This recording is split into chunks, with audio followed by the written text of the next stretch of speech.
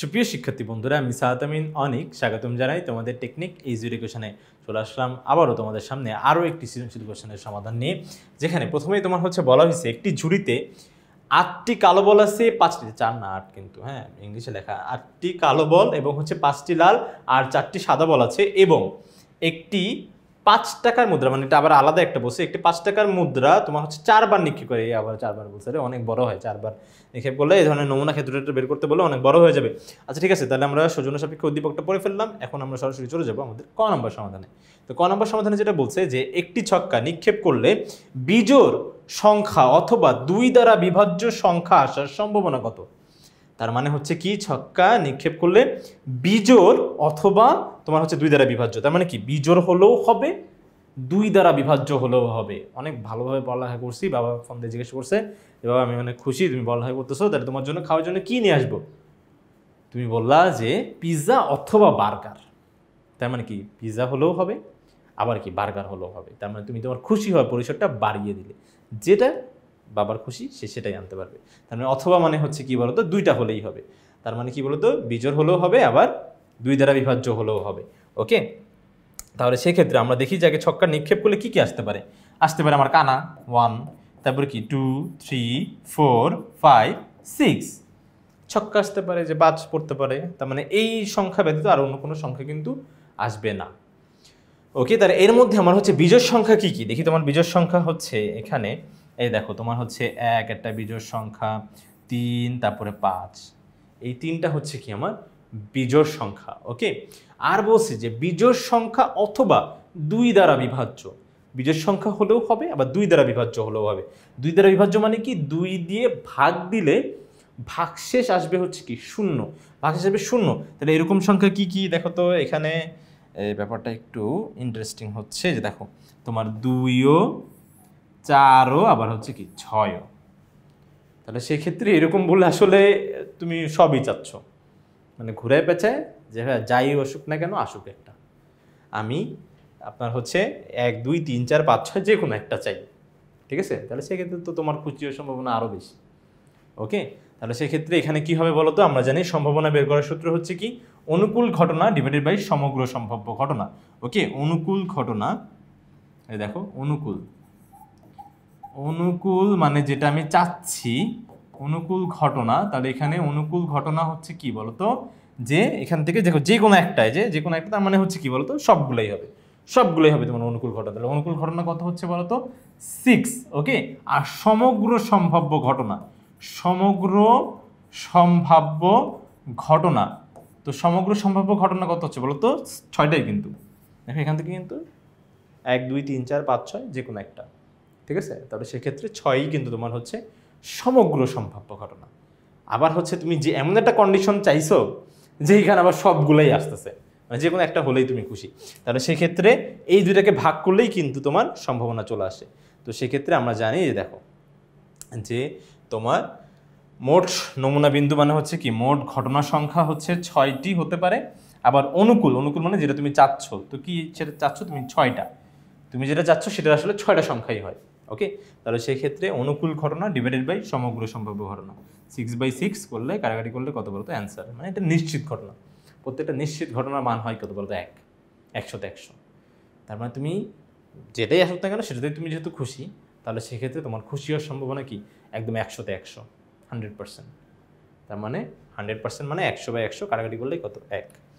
আশা করি বন্ধুরা তোমরা এই বিষয়টা বুঝতে পেরেছো। এখন আমরা দেখবো আমাদের খ নম্বর কোশ্চেনে যেটা বলছে যে উদ্দীপক অনুসারে মুদ্রাটির নমুনা ক্ষেত্র তোমার সহ প্রবাবিলিটি ট্রি অঙ্কন করে। এই যে 4 বললেই 4টা মুদ্রার ক্ষেত্রে, একটি 5 টাকার 5 টাকার কয়েন 5বার বলে তো শেষ, বেঞ্চে লেখা লাগতো। ঠিক আছে, তাহলে সেক্ষেত্রে এখানে বলছে 5 টাকার একটা মুদ্রা তোমার 4বার নিক্ষেপ করছে। তো সেক্ষেত্রে দেখো নিক্ষেপ করলে তো এখানে যে ব্যাপারটা ঘটবে যেটা আমরা দেখবো এখানে, হ্যাঁ দেখো তোমার যে এরকম ধরনের একটা ঘটনা ঘটবে। এই যে দেখো তোমার যে এরকম দেখছো কত বড় হচ্ছে। হ্যাঁ, এটা তো এখানে আঁকা সম্ভব হয়েছে, বাট আমাদের খাতার মধ্যে যদি আমরা এইভাবে সরাসরি সোজাসুজি আঁকি তাহলে সেক্ষেত্রে কিন্তু আমরা আঁকতে পারবো না। তো এখানে আমাদের যেটা করা লাগবে সেটা কিন্তু অবশ্যই এই যে দেখো, এই দেখো, হ্যাঁ এই দেখো খাতাটা আমি নর্মালি আমরা এইভাবে নিই না, এই যে এইভাবে, তোমরা এইভাবে না নিয়ে আমরা হচ্ছে এইভাবে নিব। ওকে, তো এইভাবে মানে একটু ঘুরাই, এটা যেভাবে নিই এটাকে একটু ঘুরাই নিব, ঘুরাই তারপর হচ্ছে এইভাবে এখান থেকে আঁকা শুরু করবো। যেখানে ধরো দিব প্রথম মুদ্রা, হ্যাঁ, তারপর এখান থেকে এইভাবে যাবো, ঠিক আছে, তারপর দ্বিতীয়র জন্য যাব, তারপরে তৃতীয়র জন্য যাব, তাহলে দেখবো ব্যাপারটা হচ্ছে অ্যাডজাস্ট হয়ে যাবে, সুন্দর করে অ্যাডজাস্ট হয়ে যাবে। ওকে, তাহলে সেই ক্ষেত্রে এই ব্যাপারটাই শুধু জাস্ট আমরা হচ্ছে দিব কোথায় বলো তো, এই যে তোমার এইভাবে করে লিখবো। ওকে, আর এখানে তোমার হচ্ছে ফলাফল আসবে কয়টা বলো তো, কীভাবে বুঝবো ভাই? যে সবসময় তোমার হচ্ছে মুদ্রার ক্ষেত্রে ফলাফল আসে কি 2 টু দি পাওয়ার n সংখ্যক আকারে, 2 টু দি পাওয়ার n সংখ্যক। তার মানে এনটা হচ্ছে কি যতবার নিক্ষেপ করব, যতবার নিক্ষেপ, ঠিক আছে, যতবার নিক্ষেপ করব n এর মান হবে তত।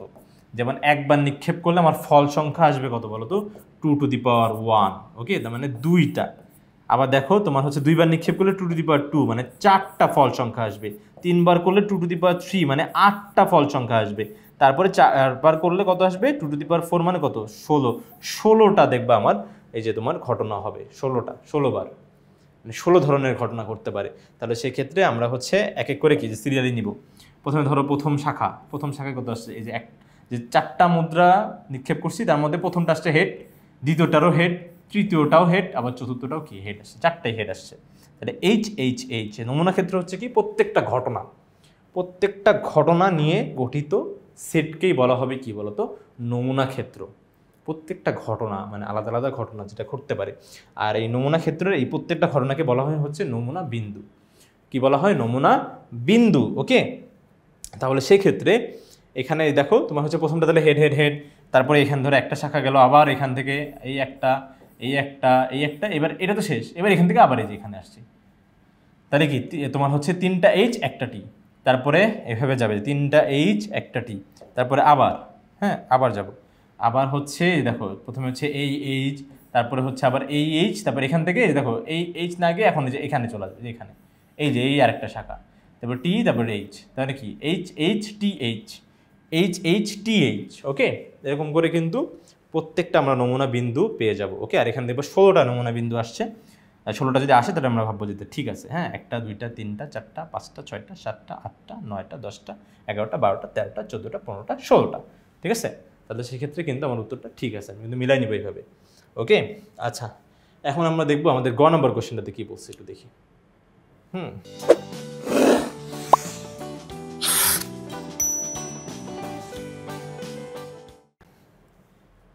গ নম্বর কোশ্চেনটাতে এটা তো তোমার জাস্ট নমুনা ক্ষেত্র যে ট্রি আঁকতে বলছে এটা এঁকে ফেলছি। বলছে গ নম্বরে যেটা বলছে যদি প্রতিস্থাপন না করে একটি করে পরপর 3টি বল তুলে নেওয়া হয় তবে সবগুলো বল কালো হওয়ার সম্ভাবনা। প্রতিস্থাপন না করে কি ভাইয়া, প্রতিস্থাপন না করে মানে কি, এই যে ধরো আমি একবার করে ধরো তোমার হচ্ছে বাস্কেট বা হচ্ছে ঝুড়ি থেকে বল তুলতেছি, যেই আমি আমার পছন্দের কালো বল পেয়ে যাচ্ছি আমি আর সেটা থলেতে রাখতেছি না। প্রতিস্থাপন নাকি পুনরায় স্থাপন আর করতেছি না, আমি নিজের কাছে রেখে দিচ্ছি, ঠিক আছে, নিজের পকেটে রাখতেছি। ওকে, তো এরকম করে আমি হচ্ছে কয়বার তুলবো, তোমার হচ্ছে 3বার তুলবো, 3টা বল তুলবো, ঠিক আছে। এই যে একবার করে একবারেই 3টা উঠায় নিয়ে আসবে এরকম না, একবার করে এরকম 3টা। কিন্তু যেই আমি প্রথম আমার বল আমি পাইছি কালো বল, রেখে দিছি পকেটে, আবার আমি হাত দিছি, আবার আমার আসছে ধরো কালো বল, আমি আবার পকেটে রেখে দিছি, আবার দিছি, তারপর আবার আসছে ধরো কালো বল, আবার আমি রেখে দিছি। তো এইরকম ঘটনাটা এইভাবে ঘটার সম্ভাবনা আসলে কত, ঠিক আছে। তাহলে সেক্ষেত্রে আগে আমাকে প্রথমে যখন আমি বলটা তুলবো আমি কিন্তু দ্বৈভাবে তুলতেছি, দ্বৈভাবে হচ্ছে কি না দেখে তো কালো বল, ওহো কালো বল চলে আসছে, ঠিক আছে। কিন্তু না দেখে মানে হচ্ছে কি যে আমি তোমার হচ্ছে কোনো কিছু দেখতে পাচ্ছি না, আমি এইভাবে আমার বল তোমার কালো হতে পারে, তারপরে হচ্ছে এখানে যে ধরনের বল আছে, তারপর বলটা তোমার হচ্ছে লাল হতে পারে, তারপর হচ্ছে সাদা হতে পারে। তো সেই ক্ষেত্রে আমার মোট বল আছে কয়টা যখন আমি প্রথমবার তুলতে যাব, বুঝো কিন্তু প্রথমবার যখন তুলতে যাচ্ছি তখন তো আমার এখানে সবগুলা বলই আছে, সবগুলা বলই আমার হচ্ছে এখানে অ্যাভেলেবেল। এই যে দেখো যখন আমি এই যে এখানে মোট বল আছে হচ্ছে কয়টা, 17টা, মোট বল আছে তোমার 17টি। এই যে দেখো 17টি যোগ করলে তোমার হচ্ছে 17টি বল হয়, এই দেখো 17টি। তাহলে সেই ক্ষেত্রে আমার থলের মধ্যে আছে 17টি বল, কিন্তু আমি চাচ্ছি কালো বল আসুক, তাহলে সেক্ষেত্রে প্রথমবার যখন আমি তুলব প্রথম বলটি কালো হওয়ার সম্ভাবনা কি হয় বলতো, অনুকূল ঘটনা ডিভাইডেড বাই সমগ্র সম্ভাব্য ঘটনা, অনুকূল ঘটনা ডিভাইডেড বাই সমগ্র সমগ্র এখানে হবে না, সমগ্র সম্ভাব্য ঘটনা।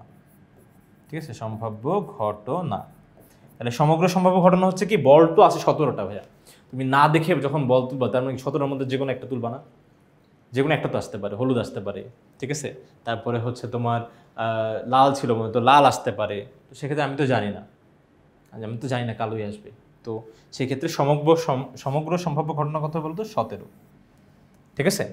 আর হচ্ছে অনুকূল ঘটনা হচ্ছে কি, ওই যে কালো বল চাচ্ছি যেহেতু, তো মানে কালো বল আসে বেটা 8টা, তাহলে 17টার মধ্যে এই 8টার মধ্যে যে কোনো একটা যদি আমি তুলি তাহলে সেক্ষেত্রে আমার হচ্ছে খুশি হয়ে যাওয়ার সম্ভাবনা আছে। ওকে, এরপরে যখন ধরো প্রথমবার ইনসিডেন্টটা হয়ে গেছে কিন্তু, তাহলে সেক্ষেত্রে আমি তো তোমার কালো হওয়ার সম্ভাবনা বের করতেছি ভাই। ঠিক আছে, কালো বল, তো সেক্ষেত্রে আমি ধরে নিচ্ছি যে আমার কালো বলই আসছে। ওকে, কালো বলই আসছে। তো সেক্ষেত্রে আমার যে কালো বল যখন আমি আসছে, আমি বলটা কি আর রাখবো?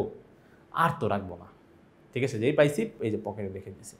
ওকে, পকেটে রেখে দিছি। তো সেক্ষেত্রে আমার কিন্তু এখন আর এই থলের মধ্যে কি একটা বল কম আছে না? একটা বল তখন কিন্তু কমে যাবে। 17 থেকে বল এখন হয়ে যাবে কি 16টা। আবার বল রাখছি পকেটে কোনটা? কালো বলটা রাখছি। তাহলে কালো বলও 8টা থেকে কি কমে 7টা হয়ে যাবে। তাহলে দ্বিতীয়বার তখন তুলতে যাব তখন হবে কি 7/16। তৃতীয়বার যখন তুলতে যাব তখন কি দ্বিতীয়বার ওই যে কালো বল পাইছি আবার রেখে দিছি। তাহলে এখন বল কি আরও 2টা শর্ট, 2টা কালো বল তো আমার পকেটে। ঠিক আছে, আমার পকেটে। তাহলে সেক্ষেত্রে তৃতীয়বার যখন তুলতে যাব তখন কি আরও একটা কমে যাবে। মোট বল থেকে একটা কমবে, আবার হচ্ছে কি কালো বলই তো পকেটে রাখতেছি। তাহলে সেক্ষেত্রে এখান থেকে কি বলতো, অনুকূল ঘটনারও কালো বল আস্তে আস্তে কমবে। 2টা কমে গেছে, দেখো 6। তাহলে সেক্ষেত্রে এই যে দেখো তোমার 3বার যেহেতু, আর যদি 4বার বলতো তাহলে কত হতো? 4বার বললে হতো 5 তোমার হচ্ছে যে এখান থেকে একটা কমতো 14। তারপরে যদি 5বার বলতো তাহলে কত হইতো? 4/13। তো যাই হোক, এগুলো আমরা জাস্ট গুণ করবো। তো আমরা ক্যালকুলেটারের মাধ্যমেই গুণ করতে পারি একবারে সরাসরি। সেটা হচ্ছে কি, এই যে হাতে ক্যালকুলেটার নিব, তারপরে যে ভগ্নাংশগুলো দিব। ঠিক আছে, ভগ্নাংশ কি হয়ে দেয়? এই যে ডাবল বক্স। ওকে, এই যে শিফটের নিচে সলভ বা ক্যালকের নিচে হচ্ছে ডাবল বক্স আমরা প্রেস করব। তারপরে হচ্ছে কি ভগ্নাংশগুলো দিব। প্রথমে কি 8, নিচে হচ্ছে কি বলতো 17। ওকে, 17। তারপরে হচ্ছে এই যে এখানে ডানে গিয়ে গুণ দিব, নিচে গুণ দিয়ে দিও না, আবার ডানে। হ্যাঁ, ডানে যে মাঝখানে এসে তারপরে গুণ। তারপর আবার হচ্ছে বক্স, তারপরে কি 7/16। তারপরে হচ্ছে আবার বক্স, গুণ দিয়ে আবার বক্স, তোমার হচ্ছে কি 6 হচ্ছে কত বলো তো 15। ওকে, ইজুকস টু দিলে দেখো 7/85 তোমার উত্তর আসে। 7/85, এটাই হবে তোমার কাঙ্ক্ষিত উত্তর। ওকে, আশা করি বন্ধুরা তোমরা সম্পূর্ণ বিষয়টা খুব সুন্দরভাবে, ভালোভাবে, স্পষ্টভাবে বুঝতে পেরেছো। তো পরবর্তী ভিডিও দেখার জন্য আমন্ত্রণ জানিয়ে আজকে এখানে শেষ করছি। ধন্যবাদ সবাইকে। আসসালামু আলাইকুম।